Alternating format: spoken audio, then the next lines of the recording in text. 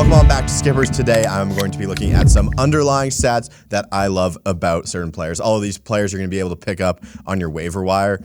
Potentially they're all 50% rostered and less, but they are in categories that I find most important when I am looking at players. I found all of these stats thanks to Robert Orr's webpage. You can find him on Twitter. Today, as always, this video is brought to you by FanDuel Canada, the best place to be betting baseball if you are on Canada. If you're in the States, use FanDuel as well, but we are partnered with FanDuel Canada and we love them. Let's get into these three players. First one is going to be about Tyler Stevenson. He is 10% rostered. He is the Rays catcher, and the stat that I love about Tyler Stevenson is damage per batted ball. So damage per batted ball event is a batted ball that clears a threshold of exit velocity, launch angle, and hit direction, likely to produce an extra base hit. And so far this season, per players with over 50 batted ball events, Tyler Stevenson ranks only behind Matt Olson and Shohei Ohtani in the league leaders. Shohei, 42.7% damage per batted ball event, and Tyler Stevenson at 42.6%. Stevenson is running a hard hit rate of 55.6% and an average exit velocity 4 miles an hour harder than his career average. And when we talk about hard hit percentage, he is in the 97th percentile of the league so far. The problem with Tyler Stevenson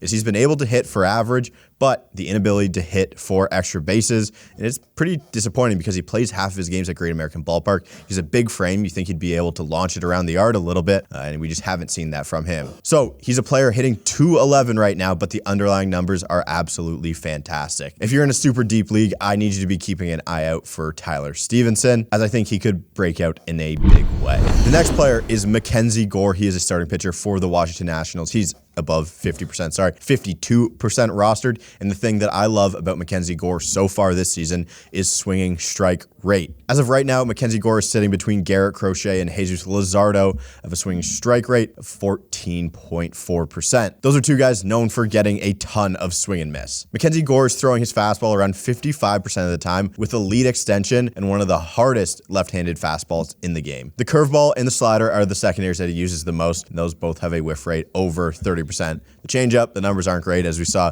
what Vladdy did to his changeup on the weekend. But again, Mackenzie Gore has a 3.44 ERA. He has a 3.18 xFIP while still running a 400 batting average on balls in play against. I think things have gone really well for Mackenzie Gore, but he's going to continue to break out over this season. So some people are down on Mackenzie Gore in your leagues. I think this is a great guy to have.